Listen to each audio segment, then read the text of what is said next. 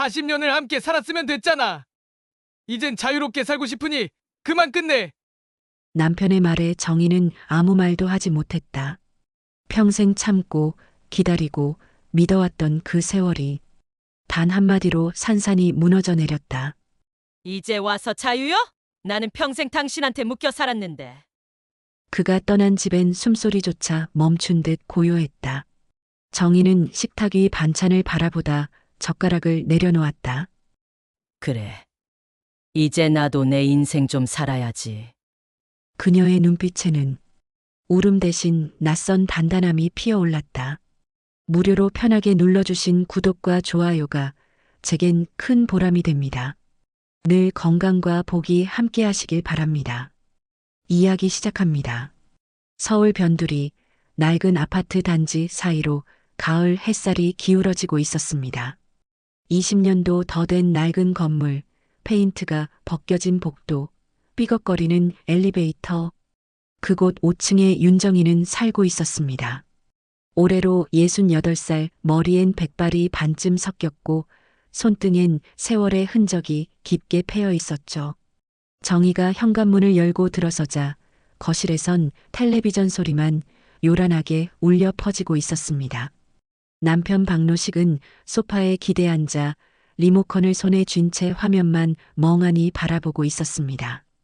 71의 나이, 주름진 얼굴엔 무표정만이 가득했습니다.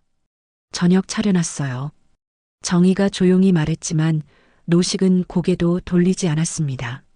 그저 텔레비전 속 드라마 소리만이 두 사람 사이를 채우고 있었죠. 정희는 익숙하다는 듯 주방으로 향했습니다. 식탁 위엔 두 사람 분의 저녁상이 차려져 있었습니다. 된장찌개, 김치, 시금치나물, 그리고 따뜻한 밥. 40년을 함께 살면서 매일같이 차려온 밥상이었습니다. 노식은 한참 뒤에야 식탁으로 왔습니다. 의자를 끌어당기는 소리, 숟가락을 집어드는 소리만 들렸습니다. 두 사람은 마주 앉아 밥을 먹었지만 단 한마디 대화도 나누지 않았습니다. 정희는 국물을 떠먹으며 창밖을 바라봤습니다. 저 멀리 아파트 단지 사이로 노을이 붉게 물들고 있었죠. 아름다운 풍경이었지만 정희의 마음엔 아무런 감흥도 잃지 않았습니다. 40년이라는 그 긴 시간을 함께 살았지만 정희가 기억하는 건 사랑보다는 인내였고 행복보다는 침묵이었습니다. 젊은 시절 26의 맞선으로 만난 노식은 성실한 공장 노동자였습니다. 정희 부모님은 말했죠. 성실하게 일하는 사람이면 됐다. 밥은 굶지 않을 거야. 그 말을 믿고 정희는 노식과 결혼했습니다. 신혼 첫날 밤 노식은 피곤하다며 먼저 잠들어 버렸고 정희는 낯선 방 한 구석에서 혼자 앉아 있었습니다. 그때부터였을까요? 정희는 알았습니다.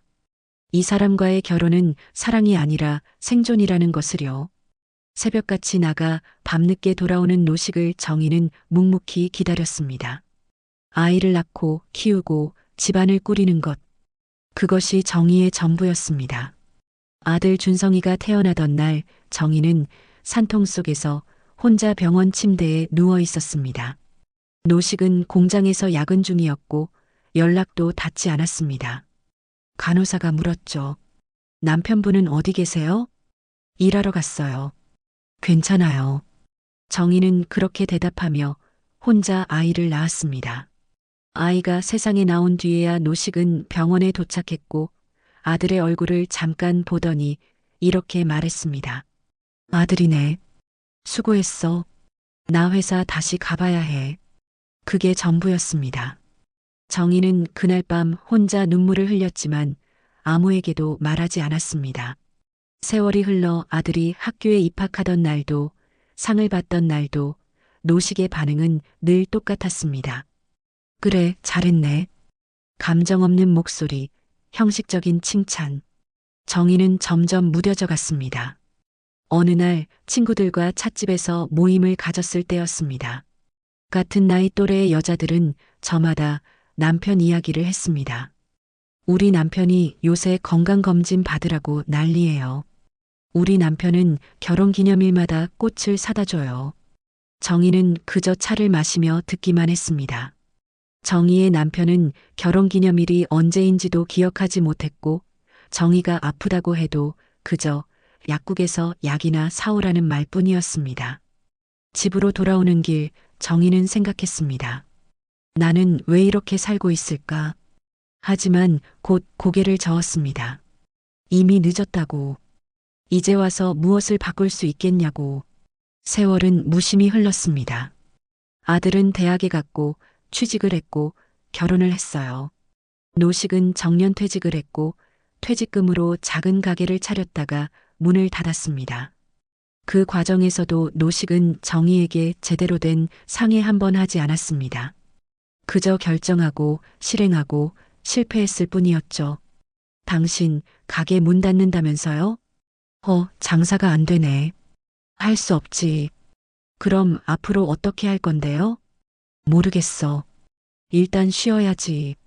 그게 전부였습니다. 정희는 더 이상 묻지 않았습니다. 물어봐야 소용없다는 걸 40년 동안 배웠으니까요. 이제 두 사람의 집엔 대화 대신 텔레비전 소리만 울렸습니다. 저녁이 지나고 밤이 오고 다시 아침이 오는 그 반복 속에서 정희는 점점 지쳐갔습니다. 어느 날 아들 준성이 찾아왔습니다. 45의 중년이 된 아들은 거실에 앉아 부모를 바라보며 조심스럽게 입을 열었습니다. 엄마, 아버지 두 분이 이렇게 사시는 게 맞는 거예요? 말도 안 하고 그냥 같은 공간에만 있는 거잖아요. 준성의 목소리엔 안타까움이 묻어났습니다. 정희는 아무 말도 하지 않았고 노식은 여전히 텔레비전만 바라보고 있었어요. 준성은 한숨을 쉬며 말을 이었습니다. 엄마, 차라리 이혼해요. 아버지랑은 이제 의미 없잖아요. 이렇게 사는 게 행복해요? 볼 때마다 답답해서 미칠 것 같아요. 정희는 고개를 들어 아들을 바라봤습니다. 아들의 눈엔 진심 어린 걱정이 담겨 있었어요. 정희는 잠시 침묵하다가 조용히 대답했습니다. 그래 나도 더는 견딜 이유가 없네. 그 말을 들은 노식은 처음으로 고개를 돌려 정희를 바라봤습니다. 하지만 아무 말도 하지 않았어요. 그저 멍하니 정희를 쳐다볼 뿐이었죠. 준성은 부모를 번갈아 보며 말했습니다. 두 분 다 이렇게 사실 필요 없어요. 엄마는 엄마대로, 아버지는 아버지대로 남은 인생 사세요. 그날 밤 정희는 잠을 이루지 못했습니다. 40년이라는 세월이 주마등처럼 스쳐 지나갔습니다. 젊은 시절의 설렘은 없었지만 그래도 희망은 있었죠. 아이를 낳던 날의 기쁨도 있었고 아들이 자라는 모습을 보는 보람도 있었습니다. 하지만 세월이 흐르며 그마저도 점점 식어버렸습니다. 이제 정희의 가슴엔 아무것도 남아있지 않았습니다. 사랑도 미움도 그 무엇도. 다음 날 아침 정희는 노식에게 말했습니다. 우리 이혼합시다. 노식은 잠시 정희를 바라보더니 고개를 끄덕였습니다. 그래, 그게 나을 것 같네. 그렇게 40년의 결혼이 끝났습니다. 감정도 눈물도 아무것도 없는 이혼이었습니다. 정희는 창밖을 바라보며 생각했습니다. 이제 뭘 해야 하나? 어떻게 살아야 하나? 68의 나이에 다시 시작하는 삶이라니 그 무게가 정희의 어깨를 짓눌렀습니다. 이혼 서류에 도장을 찍던 날 정희는 묘한 감정을 느꼈습니다. 후련함도 슬픔도 아닌 그저 텅 빈 허전함이었어요. 구청 직원이 서류를 확인하며 물었습니다. 재산 분할은 합의하셨나요? 네, 반씩 나누기로 했습니다. 정희가 대답했고 노식은 고개만 끄덕였습니다. 직원은 서류를 정리하며 말했습니다. 그럼 이걸로 협의 이혼 절차는 완료됩니다. 한 달 뒤에 다시 오셔서 확인 도장만 찍으시면 됩니다. 구청을 나서는 길, 두 사람은 나란히 걸었지만 말이 없었습니다. 가을바람이 차갑게 불어왔고 정희는 외투깃을 여미며 걸음을 재촉했어요. 노식이 뒤에서 따라오는 발소리가 들렸지만 정희는 뒤돌아보지 않았습니다. 한 달이 흐르고 정식으로 이혼이 성립됐어요. 정희는 아들 준성의 도움을 받아 재산분할 절차를 밟기 시작했습니다. 준성은 회사 법무팀 직원에게 자문을 받아 필요한 서류들을 챙겼습니다. 엄마, 아버지 명의로 된 통장이랑 부동산 서류 다 가져오셨어요? 응, 여기 있어. 정희는 오랫동안 서랍 깊숙이 넣어뒀던 서류 봉투를 꺼냈습니다. 결혼 후 노식이 관리해온 통장들, 아파트 등기부등본, 퇴직금 관련 서류들이 담겨 있었습니다. 준성은 서류를 하나하나 펼쳐보더니 고개를 갸우뚱했습니다. 엄마, 이거 이상한데요? 아버지 퇴직금 통장 잔액이 거의 없어요. 뭐? 정희는 깜짝 놀라 서류를 들여다봤습니다. 분명 노식은 35년을 한 회사에서 근무했고 퇴직할 때 상당한 금액을 받았다고 했습니다. 적어도 1억 5천은 된다고 했었죠. 하지만 통장엔 겨우 300만 원만 남아 있었습니다. 이게 무슨... 정희의 손이 떨렸습니다. 준성은 황급히 노식에게 전화를 걸었습니다. 벨소리가 몇 번 울리더니 노식이 받았습니다. 아버지, 저 준성이에요. 통장 잔액 확인했는데 퇴직금이 왜 이렇게 없는 거예요? 전화기 너머로 노식의 무거운 한숨소리가 들렸습니다. 그게 사업하다가 손해를 좀 봤다. 사업이요? 무슨 사업을 하셨는데요? 친구가 음식점 같이 하자고 해서 투자를 좀 했어. 근데 장사가 잘 안 돼서 다 날렸어. 준성의 얼굴이 붉어졌습니다. 정희는 전화기를 빼앗듯 받아들었습니다. 당신 지금 무슨 소리예요? 퇴직금을 다 날렸다고요? 미안해. 사업하면 돈 벌 줄 알았어. 근데 잘 되지 않았어. 그럼 남은 돈은요? 저축해둔 돈은요? 그것도 다 정리했어. 빚 갚느라. 정희는 전화기를 든 손이 부들부들 떨렸습니다. 40년을 함께 살면서 모은 돈, 노식이 평생 일해서 받은 퇴직금, 그 모든 게 사라져버렸어요. 정희는 목소리를 침착하게 가다듬으며 물었습니다. 당신 나한테 한 번도 말 안 했잖아요. 사업한다는 것도 빚이 있다는 것도 말하면 뭐해. 걱정만 시킬 텐데. 내가 걱정돼서 그랬다는 거예요? 정희의 목소리가 높아졌습니다. 준성이 옆에서 엄마의 어깨를 붙잡았지만 정희는 멈출 수 없었습니다. 당신은 평생 그랬어요. 혼자 결정하고 혼자 실패하고 그러고 나서 미안하다는 말로 끝내버리는 거. 나는 당신 옆에서 40년을 살았는데 당신은 나를 한 번도 동반자로 생각한 적이 없잖아요. 전화기 너머로 노식의 침묵만 흘렀습니다. 정희는 전화를 끊어버렸어요. 가슴이 답답했습니다. 준성이 조심스럽게 물었습니다. 엄마 괜찮아요? 그럼 괜찮고 말고.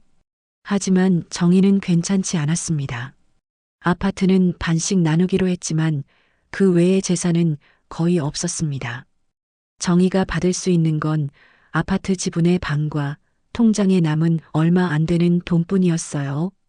준성은 법무팀 직원과 상의해 재산분할 조정 신청을 하려 했지만 정희는 고개를 저었습니다.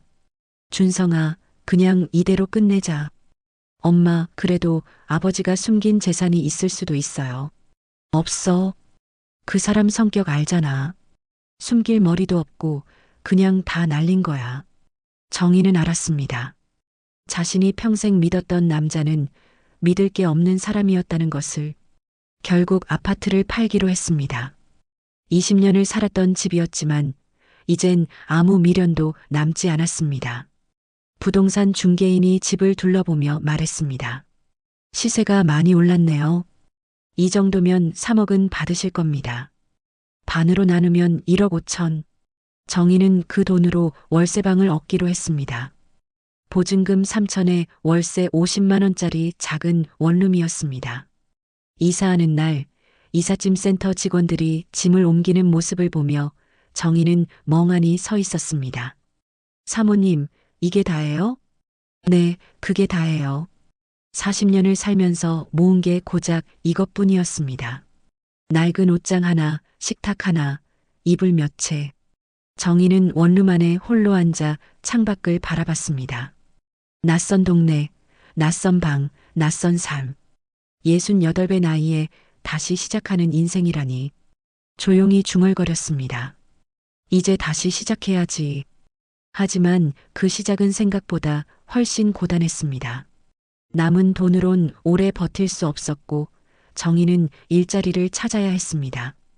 68배 나이에 할 수 있는 일이 뭐가 있을까? 정희는 구인 광고를 뒤적이며 한숨을 내쉬었어요. 며칠을 고민하던 정희는 재래시장으로 향했습니다. 시장 한 구석에 빈 점포가 하나 있었고 정희는 그곳에서 작은 반찬 가게를 열기로 결심했어요. 보증금 500에 월세 40만 원. 부담스러웠지만 다른 방법이 없었죠. 정희는 남은 돈을 쪼개어 가게를 꾸렸습니다.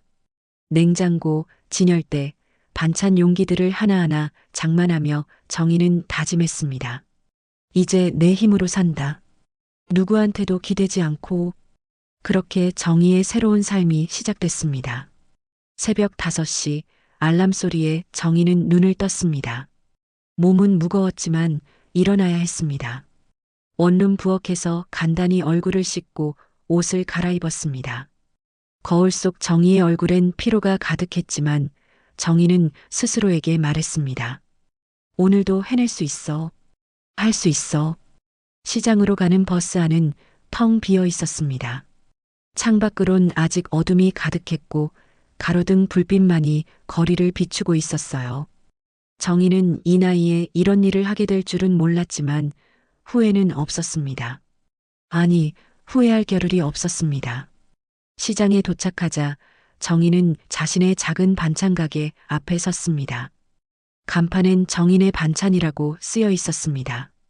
준성이가 선물로 만들어준 간판이었죠. 정희는 문을 열고 안으로 들어갔습니다. 냉장고에서 어제 만들어둔 반찬들을 꺼내 진열했습니다.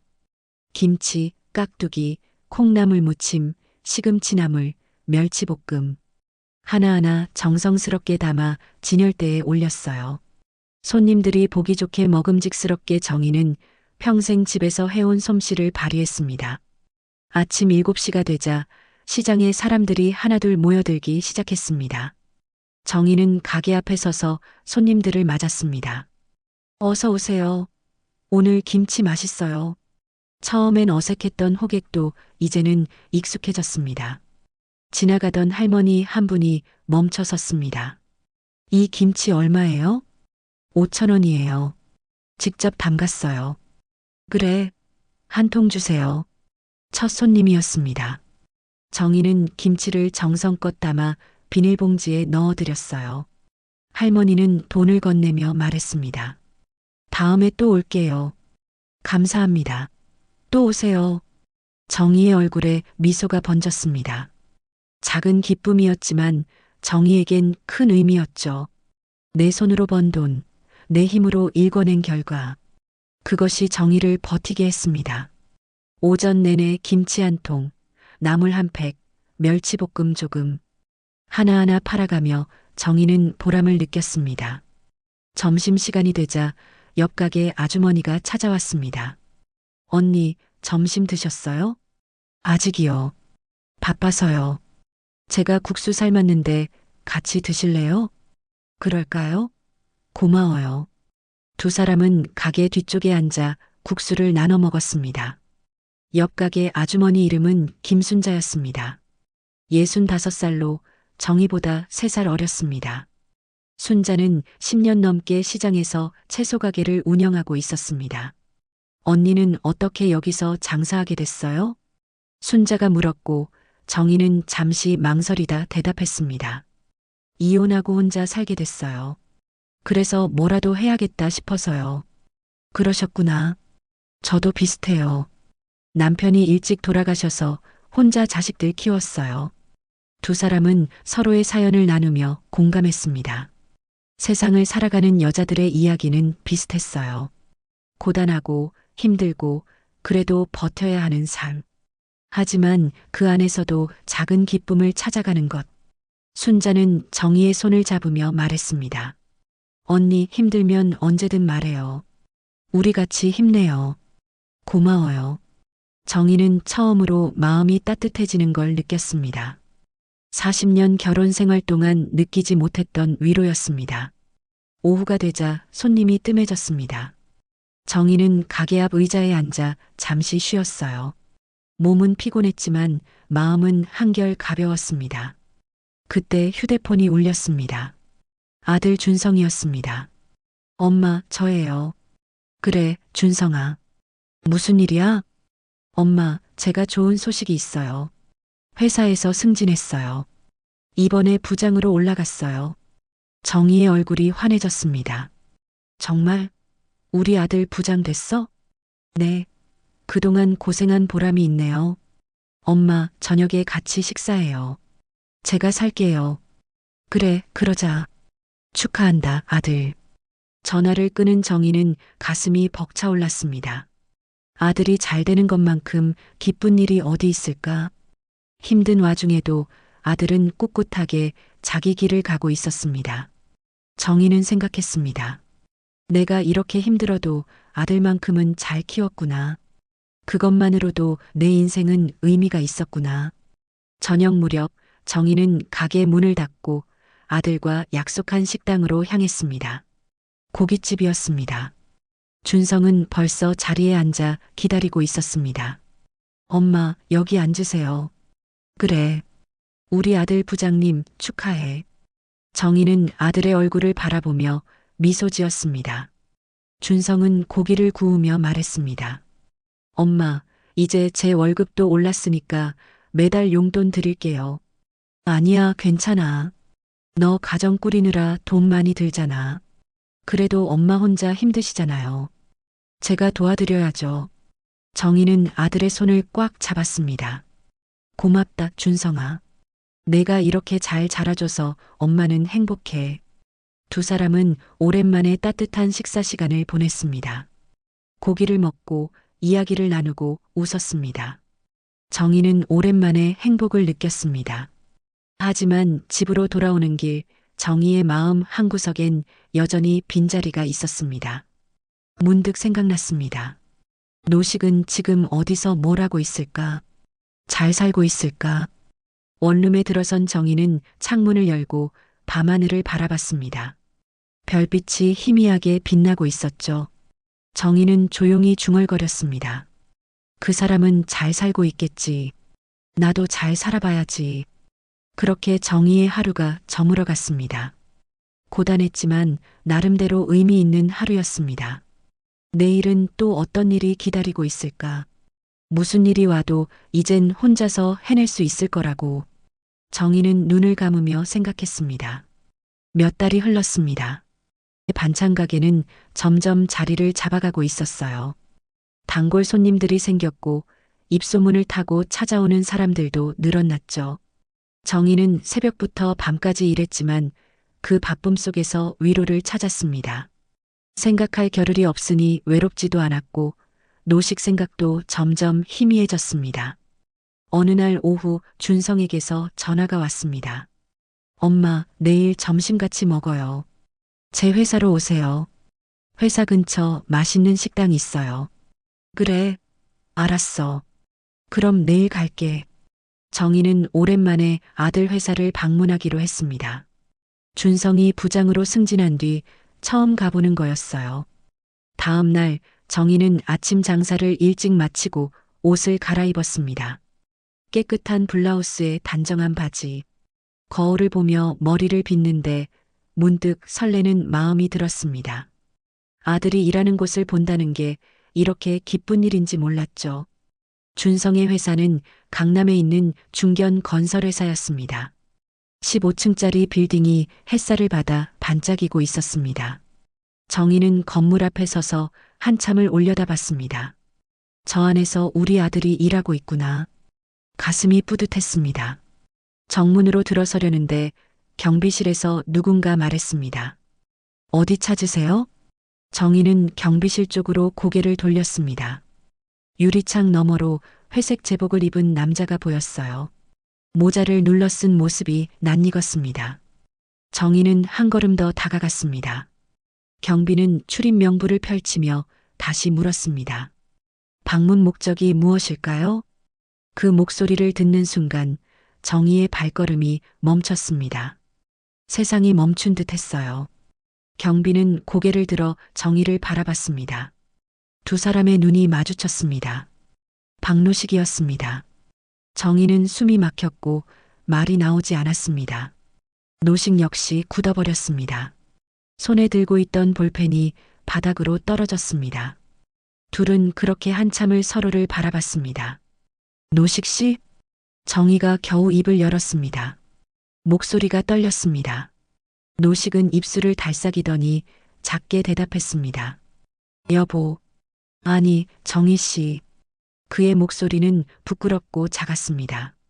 정희는 경비 씨를 다시 한번 쳐다봤어요. 회색 제복, 경비 모자, 출입 명부. 이게 현실인가 싶었습니다. 40년을 함께 산 남편이 이혼한 지 몇 달 만에 아들 회사 경비로 일하고 있다니. 당신이 여기서 일해요? 그러니까. 노식은 말을 잇지 못했습니다. 얼굴이 붉어졌고 고개를 숙였습니다. 정희는 가슴이 복잡했습니다.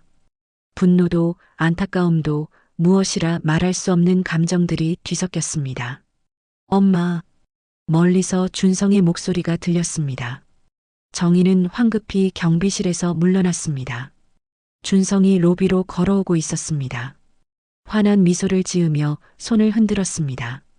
정희는 애써 표정을 감추고 아들에게 다가갔습니다. 엄마 오셨어요? 기다렸어요. 응, 방금 도착했어. 준성은 엄마의 손을 잡고 밖으로 나갔습니다. 정희는 고개를 돌려 경비실을 한 번 더 봤습니다. 노식은 여전히 그 자리에 서서 정희를 바라보고 있었어요. 눈빛이 복잡했습니다.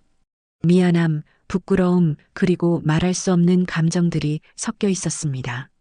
식당에 앉아서도 정희는 제대로 식사를 할 수 없었습니다. 준성이 이것저것 이야기했지만 귀에 들어오지 않았습니다. 머릿속엔 온통 노식의 모습만 떠올랐습니다. 회색 제복을 입고 모자를 눌러 쓴 채 경비실에 앉아있던 그 모습. 엄마, 괜찮으세요? 안 드세요? 응? 아, 괜찮아. 입맛이 좀 없네. 어디 아프세요? 아니야, 괜찮아. 정희는 애써 미소를 지었습니다. 준성에게 노식을 봤다는 말을 할 수 없었습니다. 아들이 알면 어떻게 반응할까? 분명 화를 낼 겁니다. 정희는 그저 고개를 숙이고 밥을 입에 넣었습니다. 하지만 삼키기가 힘들었어요. 점심을 마치고 헤어지는 길, 정희는 다시 한번 회사 건물을 바라봤습니다. 경비실엔 여전히 노식이 앉아 있었습니다. 가슴이 답답했고 숨이 막혔습니다. 집으로 돌아오는 버스 안에서 정희는 창밖을 멍하니 바라봤습니다. 생각이 복잡했습니다. 노식은 왜 그곳에서 일하게 됐을까? 퇴직금을 다 날리고 빚까지 졌다고 했는데 그 뒤로 어떻게 살았을까? 왜 하필 아들 회사에서 경비 일을 하게 됐을까? 원룸에 도착한 정희는 침대에 주저앉았습니다. 휴대폰을 꺼내 노식의 번호를 오랫동안 바라봤습니다. 이혼한 뒤로 한 번도 연락하지 않았던 번호였죠. 정희는 손가락을 들었다가 다시 내렸습니다. 전화를 걸어야 할까? 아니면 그냥 모른 척 해야 할까? 밤이 깊어갔지만 정희는 잠들 수 없었습니다. 천장을 바라보며 생각했습니다. 노식은 분명 나를 피하고 싶었을 겁니다. 이혼하고 재산도 나눠주고 새로운 삶을 살겠다고 했는데 결국 아들 회사 경비로 일하고 있다니. 얼마나 자존심이 상했을까? 얼마나 부끄러웠을까? 정희는 눈을 감았습니다. 하지만 노식의 얼굴이 자꾸만 떠올랐습니다. 경비실 유리창 너머로 보이던 그 초라한 모습, 회색 제복을 입고 고개를 숙이고 있던 그 모습. 정희는 이불을 끌어안고 조용히 중얼거렸습니다. 당신 왜 그렇게까지 됐어요? 도대체 무슨 일이 있었던 거예요? 눈물이 흘렀습니다. 미움도 연민도 아닌 알 수 없는 감정이었습니다. 40년을 함께 살았지만 이제는 남이 된 사람. 하지만 여전히 정희의 마음 한구석엔 그 사람이 자리 잡고 있었습니다. 며칠이 지났지만 정희는 노식을 잊을 수 없었습니다. 시장에서 반찬을 담으면서도 손님을 응대하면서도 자꾸만 그날의 장면이 떠올랐습니다. 경비실에 앉아있던 노식의 모습, 부끄러움에 가득 찬 그 얼굴. 정희는 결국 노식에게 전화를 걸기로 했습니다. 손이 떨려서 번호를 누르는 것조차 쉽지 않았습니다. 신호음이 길게 울렸고 한참 만에 노식이 전화를 받았습니다. 여보세요. 나예요. 윤정희. 전화기 너머로 침묵이 흘렀습니다. 노식이 숨을 고르는 소리가 들렸습니다. 무슨 일로? 만나요. 할 얘기가 있어요. 만나서 뭐하게? 만나야 해요. 그냥 넘어갈 수 없어요. 노식은 한참을 망설이다가 대답했습니다. 그럼 내일 점심때 회사 근처 공원에서 봅시다.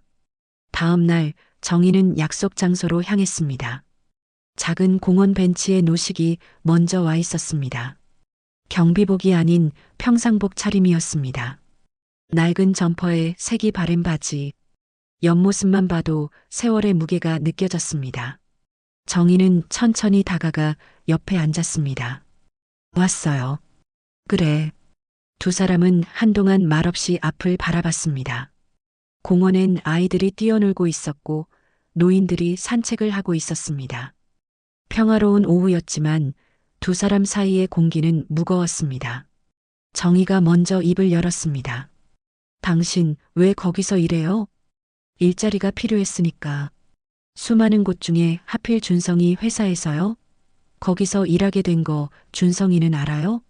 노식은 고개를 저었습니다. 모를 거야. 경비는 외주 업체에서 파견 나온 거니까. 아들이 알 수 없어. 그럼 왜 하필 거기를 택한 거예요?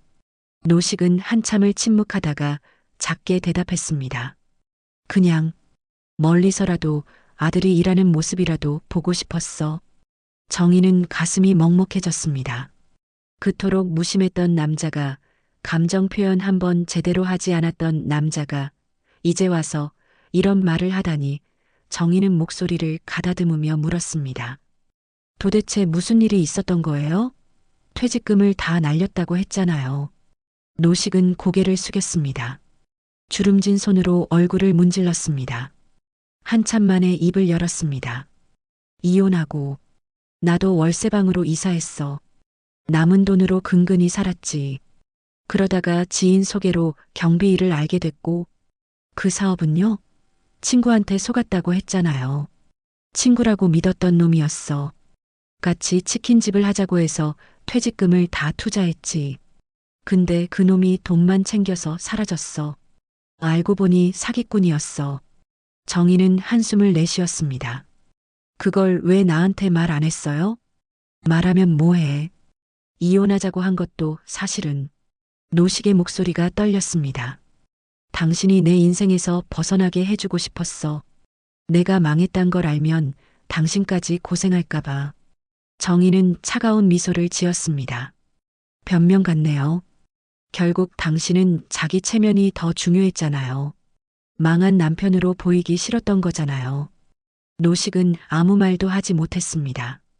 정희의 말이 맞았으니까요.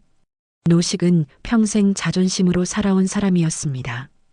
가장으로서의 자존심, 남편으로서의 자존심. 그 자존심이 무너지는 걸 견딜 수 없었던 겁니다. 맞아. 내가 잘못했어. 당신한테 솔직하게 말했어야 했어. 근데 난 그럴 용기가 없었어. 정희는 노식을 바라봤습니다. 이른을 넘긴 남자의 얼굴엔 후회와 자책이 가득했습니다. 정희는 물었습니다. 지금은 어떻게 살아요? 쪽방에서 살아. 경비 일 월급 140만 원으로 근근히 버텨. 식사는요? 편의점 도시락 먹어. 하루에 한 끼면 충분해. 정희는 가슴이 아팠습니다. 40년을 함께 살았던 사람이 이제는 쪽방에서 홀로 도시락으로 끼니를 때우며 살고 있다니. 정희는 눈물을 참으며 물었습니다. 왜 아들한테 도움을 청하지 않아요? 준성이는 당신 아들이잖아요. 아들한테 짐이 되고 싶지 않아. 준성이는 자기 가정 꾸리느라 바쁜데 내가 뭐하러 손을 벌려. 그래도 됐어. 난 이렇게라도 살 수 있어. 일할 수 있는 게 어디야. 노식은 고개를 들어 정희를 바라봤습니다. 당신은 어떻게 지내? 나는 시장에서 반찬 가게 해요. 그럭저럭 살만해요. 힘들지 않아? 힘들죠. 근데 할 수 있어요. 노식은 고개를 끄덕였습니다. 당신은 강한 사람이야. 나보다 훨씬. 정희는 손수건을 꺼내 눈가를 닦았습니다. 두 사람은 한참을 말없이 앉아 있었습니다. 바람이 불어왔고 낙엽이 떨어졌습니다. 가을이 깊어가고 있었습니다. 정희는 일어서며 말했습니다. 이제 가봐야겠어요. 그래. 노식도 일어섰습니다. 두 사람은 서로를 바라봤습니다. 40년을 함께 산 세월이 이제는 남이 된 두 사람 사이에 흘렀습니다. 정희는 돌아서며 말했습니다. 당신 몸 잘 챙겨요. 아프지 말고. 당신도. 정희는 고개를 끄덕이고 걸음을 옮겼습니다. 뒤돌아보지 않았어요.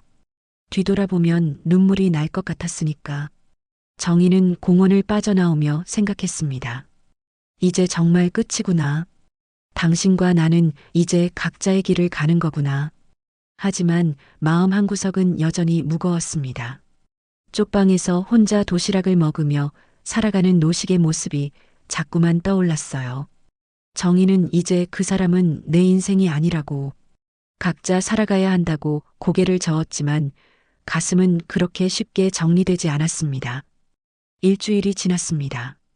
정희는 노식과의 만남을 아무에게도 말하지 않았습니다. 특히 아들에게는 더욱. 하지만 비밀은 오래가지 못했습니다.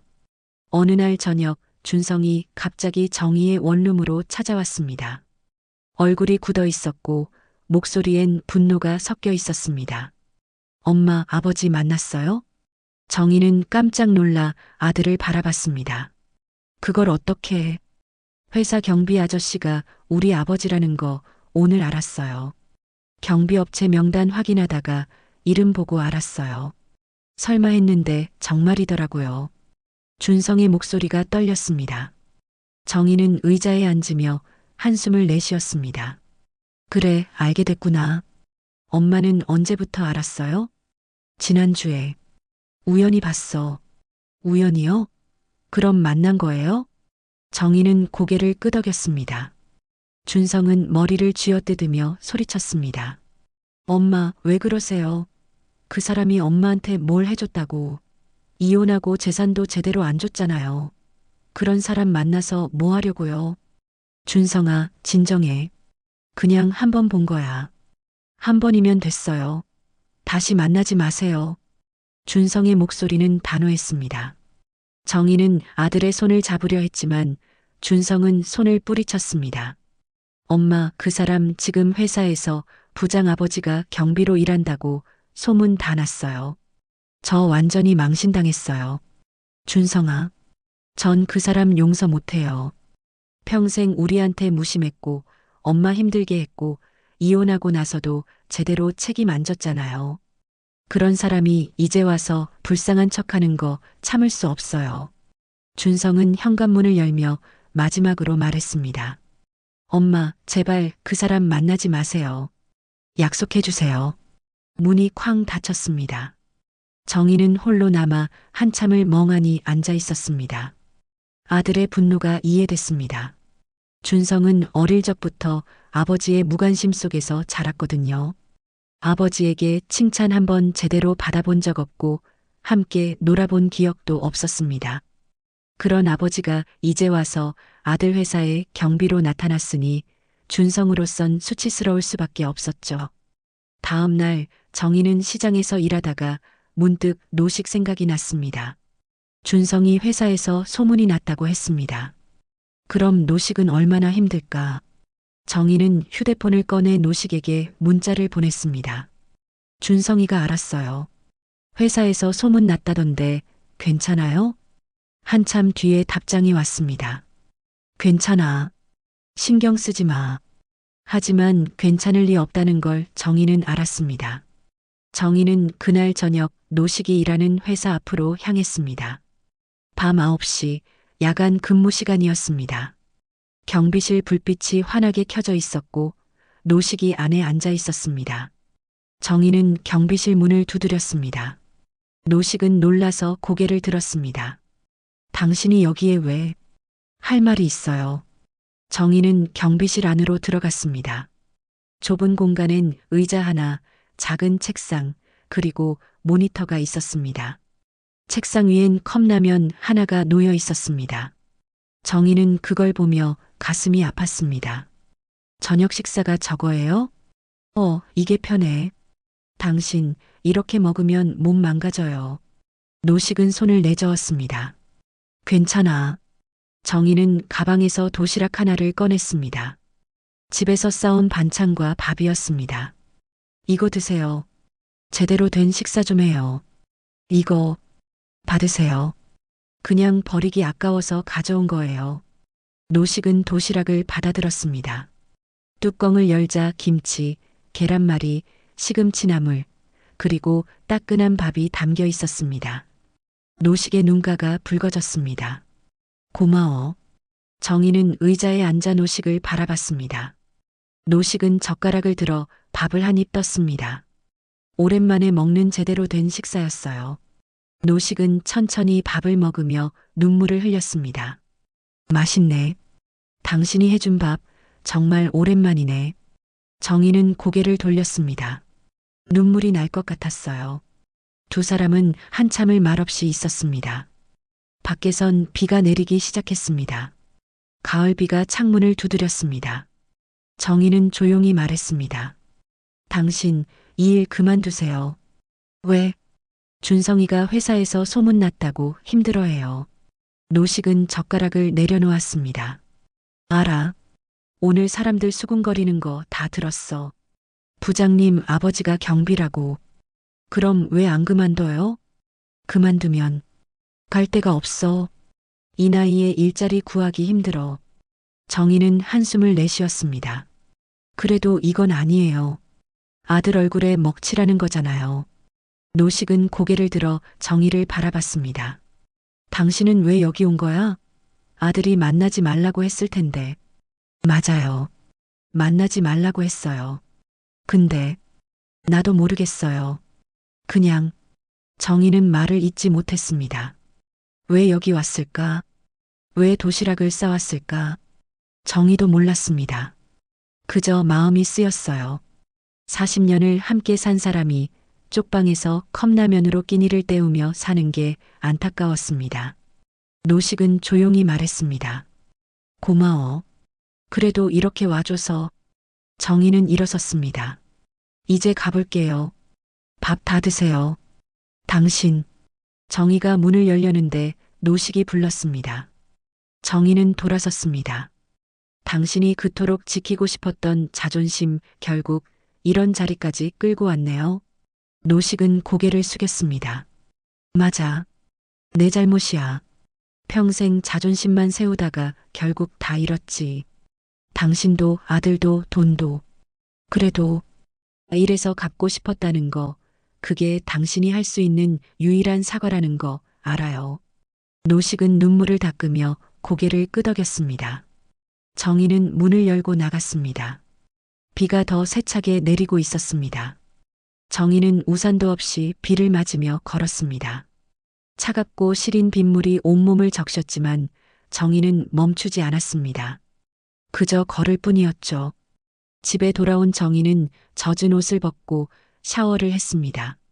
따뜻한 물이 몸을 감쌌지만 마음은 여전히 차가웠어요. 정희는 거울을 보며 생각했습니다. 나는 왜 자꾸 그 사람에게 마음이 쓰일까? 이혼했는데 이제 남인데 왜 아직도 신경이 쓰일까? 일주일 뒤 정희는 새벽같이 시장으로 향했습니다. 요즘 들어 몸이 예전 같지 않았습니다. 계단을 오르면 숨이 차고 무거운 것을 들면 허리가 아팠습니다. 하지만 쉴 수 없었어요. 쉬면 돈이 안 들어왔고 돈이 없으면 살 수 없었으니까요. 시장에서 반찬을 담고 있는데 휴대폰이 울렸습니다. 모르는 번호였습니다. 정희는 전화를 받았습니다. 여보세요? 윤정희 씨 맞으시죠? 병원 응급실입니다. 정희의 가슴이 철렁 내려앉았습니다. 네, 무슨 일이신가요? 박노식 씨 보호자시죠? 환자분이 쓰러져서 응급실로 실려오셨는데 휴대폰에 이 번호밖에 없어서 연락드렸습니다. 뭐라고요? 지금 어떤 상태예요? 의식은 있으시고요. 과로와 영양실조로 보입니다. 빨리 오시는 게 좋겠습니다. 정희는 황급히 가게 문을 닫고 병원으로 달려갔습니다. 가슴이 두근거렸고 손이 떨렸습니다. 택시를 타고 가는 내내 정희는 불안했습니다. 노식이 쓰러졌다니, 과로와 영양실조라니. 병원 응급실에 도착한 정희는 간호사에게 물었습니다. 박노식 씨 어디 계세요? 저쪽 3번 침상이에요. 정희는 커튼을 걷고 안으로 들어갔습니다. 노식이 침대에 누워 링거를 맞고 있었습니다. 얼굴은 창백했고 입술은 바짝 말라 있었습니다. 정희를 보자 노식은 눈을 크게 떴습니다. 당신 왜 이런 무리한 일을? 정희의 목소리가 떨렸습니다. 노식은 힘없이 웃으며 말했습니다. 별거 아니야. 그냥 좀 피곤해서. 별거 아니긴요. 과로에 영양실조래요. 중년의 여의사 와서 차트를 보며 말했습니다. 환자분 상태가 좋지 않습니다. 제대로 식사를 안 하셨고 수면도 부족한 상태예요. 야간 근무를 하신다면서요? 네, 경비 일하고 있습니다. 이 상태로 야간 근무 계속하시면 큰일 납니다. 최소 일주일은 푹 쉬셔야 해요. 의사는 정희를 보며 말했습니다. 보호자시죠? 환자분 잘 돌봐주세요. 혼자 사시는 것 같은데 제대로 된 식사와 휴식이 필요합니다. 의사가 나간 뒤 정희는 의자를 끌어당겨 앉았습니다. 노식의 손을 바라봤습니다. 주름지고 거친 손, 평생 일만 하던 손. 정희는 그 손을 꼭 잡았습니다. 당신 바보예요. 이렇게까지 해서 뭐 하려고요? 노식의 눈에 눈물이 고였습니다. 이제라도 당신이 자랑스러워할 남편이 되고 싶었어. 자랑스러워요? 당신 이 꼴로 만들면서요? 미안해. 평생 제대로 못해줘서. 사랑한다는 말도 고맙다는 말도 한 번 못했네. 당신 힘들 때 옆에 있어주지도 못했고. 나 용서받을 수 있을까? 노식의 손이 약하게 떨렸습니다. 정희는 눈물을 삼키며 대답했습니다. 용서란 누가 주는 게 아니에요. 살아남은 사람이 스스로 하는 거예요. 노식은 눈을 감았습니다. 정희는 한참을 노식의 손을 잡고 앉아 있었어요. 응급실엔 여러 환자들이 오가고 의료진들이 분주히 움직였습니다. 하지만 정희의 세계엔 오직 노식만 있었습니다. 며칠 뒤 노식은 퇴원했습니다. 정희는 노식을 자신의 원룸으로 데려왔어요. 다른 방법이 없었거든요. 쪽방으로 보내면 제대로 쉴 수도 식사할 수도 없을 테니까요. 원룸 문을 열고 들어서는 노식의 뒷모습이 초라했습니다. 여기가 당신 집이에요? 네. 좁지만 괜찮아요. 소파에 누워서 쉬세요. 노식은 조심스럽게 소파에 앉았습니다. 정희는 부엌으로 가서 죽을 끓이기 시작했어요. 오랜만에 누군가를 위해 음식을 만드는 일이었습니다. 호박죽에 새우를 넣고 소금으로 간을 맞췄습니다. 따뜻한 죽을 그릇에 담아 노식 앞에 놓았습니다. 드세요. 천천히. 노식은 숟가락을 들어 죽을 한 입 떴습니다. 눈물이 뚝 떨어졌습니다. 맛있어. 정말 맛있어. 울지 말고 드세요. 노식은 죽을 다 먹고 소파에 누웠습니다. 정희는 담요를 덮어주었습니다. 노식은 정희의 손을 잡았습니다. 고마워. 됐어요. 이제 주무세요. 노식은 눈을 감았습니다. 곧 고른 숨소리가 들렸습니다. 정희는 창가에 앉아 정희는 생각했습니다. 나는 지금 뭘 하고 있는 걸까? 이혼한 남편을 집으로 데려와 돌보고 있다니. 하지만 후회는 없었습니다. 40년을 함께 산 사람을 그냥 내버려 둘 수 없었어요. 미운 정 고운 정이 다 든 사람을 쓰러져 있는 걸 보고만 있을 수 없었습니다. 며칠이 지났습니다. 노식은 조금씩 기운을 회복했습니다. 정희는 매일 아침 죽을 끓여주고 저녁엔 따뜻한 국을 끓여주었습니다. 노식은 조금씩 얼굴에 생기가 돌았습니다. 어느 날 저녁 두 사람은 식탁에 마주 앉아 밥을 먹었습니다. 오랜만에 함께하는 식사였습니다. 당신 회사에 사직서 냈어요? 응, 준성이한테도 미안하고 내 몸도 이 모양이니 어쩔 수 없었어. 그럼 앞으로 어떻게 할 거예요? 모르겠어. 일단 몸부터 추스르고 생각해야지. 정희는 잠시 망설이다 말했습니다. 당분간 여기 있어요. 몸 완전히 나을 때까지. 노식은 놀란 얼굴로 정희를 바라봤습니다. 그래도 돼? 당신 쪽방 가면 또 쓰러질 것 뻔해요. 여기 있어요. 노식의 눈에 다시 눈물이 고였습니다. 당신은 왜 이렇게 착해요? 내가 평생 못 해줬는데. 착한 게 아니에요. 그냥 사람이니까요. 두 사람은 말없이 밥을 먹었습니다. 창밖으론 별빛이 반짝이고 있었습니다. 정희는 이제 어떻게 되는 걸까 생각했지만 답은 없었습니다. 그저 하루하루를 살아갈 뿐이었습니다. 한 달이 흘렀습니다.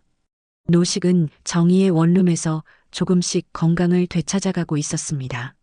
아침마다 정희가 끓여주는 미역국을 먹고 저녁엔 함께 반찬을 먹으며 하루를 보냈습니다. 두 사람 사이엔 예전처럼 침묵만 흐르지 않았어요. 작은 대화들이 오갔고 때론 옛날 이야기를 나누기도 했습니다. 당신 기억나요? 준성이 처음 걸음마 배울 때. 그럼 당신이 얼마나 좋아했는지. 당신은 그때도 회사에서 야근하느라 못 봤잖아요. 그게 미안했어. 진짜로. 노식의 사과는 이제 진심으로 들렸습니다. 용서는 아니었지만 이해는 할 수 있었습니다. 그 시절엔 모두가 살기 바빴고 노식도 자기 나름대로 가족을 위해 최선을 다했다는 걸 정희는 알았어요. 다만 방법이 서툴렀을 뿐이었죠. 어느 날 아침 정희가 시장에 나가려는데 노식이 말했습니다. 내가 오늘 집안일 좀 해놔도 될까? 집안일이요? 응. 몸도 이제 괜찮아졌고 당신만 일하게 할 순 없잖아. 정희는 잠시 망설이다 고개를 끄덕였습니다. 그럼 설거지랑 청소 좀 부탁해요. 알겠어. 맡겨줘. 정희가 시장에서 돌아왔을 때 원룸은 깨끗하게 정돈되어 있었어요. 설거지는 물론이고 바닥까지 깨끗이 닦여 있었습니다. 노식은 부엌에서 무언가를 하고 있었습니다. 정희가 다가가자 노식은 수줍게 웃으며 말했습니다. 국을 끓여봤어. 맛은 모르겠지만. 정희는 놀랐습니다. 40년 결혼 생활 동안 노식이 부엌 일을 한 적은 단 한 번도 없었습니다. 정희는 국을 한 숟갈 떠서 맛봤습니다. 간이 좀 짰지만 먹을 만했습니다. 맛있어요. 정말? 네. 고마워요. 그날 저녁 두 사람은 노식이 끓인 국을 함께 먹었습니다. 어색했지만 따뜻한 시간이었습니다. 며칠 뒤 아들 준성이 찾아왔습니다. 정희는 긴장했어요. 노식이 여기 있다는 걸 아직 말하지 않았으니까요. 초인종이 울리자 정희는 문을 열었습니다. 엄마, 오랜만이에요. 그래, 들어와. 준성은 안으로 들어서며 주위를 둘러봤습니다. 식탁 위엔 두 사람분의 그릇이 놓여 있었습니다. 준성의 눈빛이 변했습니다. 엄마, 누가 와 있어요? 그때 화장실 문이 열리며 노식이 나왔습니다. 준성과 노식의 눈이 마주쳤어요. 준성의 얼굴이 굳어졌습니다. 아버지가 왜 여기 있어요? 준성아, 진정하고 들어봐. 정희는 지난 한 달간의 일들을 차근차근 설명했습니다. 노식이 쓰러진 일, 병원에서 데려온 일, 그리고 지금까지 돌봐온 일들. 준성은 말없이 듣고 있었습니다. 표정은 여전히 굳어 있었습니다. 엄마, 정말 이해가 안 가요. 왜 엄마가 돌봐야 해요? 준성아, 아버지가 엄마한테 뭘 해줬다고요? 40년 동안 무심했고 이혼도 하고 재산도 제대로 안 줬잖아요. 노식이 입을 열었습니다. 준성아, 내 말이 다 맞아. 나는 형편없는 아버지였고 형편없는 남편이었어. 평생 후회하며 살 거야. 그럼 왜 이제 와서 엄마 집에 있는 거예요? 내가 부탁한 게 아니야. 내 엄마가 날 받아준 거야. 준성은 정희를 바라봤습니다. 엄마, 정말 이해가 안 가요. 정희는 아들의 손을 잡았습니다. 준성아, 엄마도 처음엔 그랬어. 이해가 안 됐어. 근데 사람이 쓰러져 있는데 모른 척 할 수가 없더라. 40년을 함께 산 사람인데. 그래도 엄마는 내 아버지를 다시 사랑하는 게 아니야. 그냥 도와주는 거야. 그것도 이해 못하겠니? 준성은 한참을 침묵하다가 한숨을 내쉬었습니다. 엄마가 그렇게 하신다면 제가 뭐라 할 순 없죠. 하지만 아버지, 엄마한테 다시 상처 주시면 전 용서 안 해요. 준성은 노식을 바라봤습니다. 알아. 그런 일 없을 거야. 준성은 문을 열며 나갔습니다. 정희는 문 밖까지 따라 나갔습니다. 준성아, 내 엄마. 엄마 걱정하지 마. 엄마는 이제 강해졌어. 준성은 엄마를 꼭 안았습니다. 엄마 사랑해요. 나도 사랑한다, 아들. 며칠 뒤 정희는 아들 회사 근처를 지나다가 발걸음을 멈췄습니다. 회사 앞 화단엔 꽃들이 예쁘게 피어 있었습니다. 정희는 꽃을 바라보며 생각했습니다. 노식이 경비로 일하던 그 자리. 이제는 다른 사람이 그 자리를 지키고 있겠죠. 정희는 경비실 쪽으로 걸어갔습니다. 문 옆엔 작은 명패가 붙어 있었습니다. 새로운 경비의 이름이 적혀 있었습니다. 하지만 그 아래 작은 글씨로 이렇게 쓰여 있었습니다. 이 자리를 지켰던 박노식님을 기억하며. 정희는 가슴이 뭉클했습니다. 노식이 비록 짧은 시간이었지만 성실하게 일했다는 증거였습니다. 그때 멀리서 아들의 목소리가 들렸습니다. 엄마, 오늘은 제가 점심 사드릴게요. 정희는 고개를 돌렸습니다. 준성이 밝은 얼굴로 손을 흔들고 있었습니다. 정희는 미소를 지으며 아들에게 걸어갔습니다. 햇살이 따뜻하게 두 사람을 비췄습니다. 그날 저녁 정희는 원룸으로 돌아왔습니다. 노식이 저녁을 준비하고 있었어요. 서툰 솜씨지만 정성이 담긴 밥상이었습니다. 두 사람은 마주 앉아 밥을 먹었습니다. 오늘 준성이 만났어요. 얼굴이 밝더라고요. 그래, 다행이네. 당신도 이제 일자리 찾아야죠? 응, 찾아볼게. 무리하지 않는 선에서. 정희는 고개를 끄덕였습니다. 두 사람의 미래가 어떻게 될지는 아무도 몰랐어요. 다시 함께 살게 될지 아니면 각자의 길을 갈지. 하지만 정희는 알았습니다. 인생은 다시 시작할 수 있다는 것을. 68의 나이에도 71의 나이에도. 창밖으론 봄이 오고 있었습니다. 앙상했던 나무가지엔 새싹이 돋아나고 거리엔 꽃향기가 퍼지기 시작했어요. 정희는 창문을 열고 바람을 맞았습니다. 따뜻한 봄바람이 방 안으로 들어왔습니다. 인생은 다시 피는 거니까. 정희는 조용히 중얼거렸습니다. 노식은 옆에서 정희를 바라보며 고개를 끄덕였습니다. 두 사람은 말없이 창밖을 바라봤습니다. 햇살이 부드럽게 비추는 새로운 아침이었죠. 끝이 아닌 또 다른 시작이었습니다.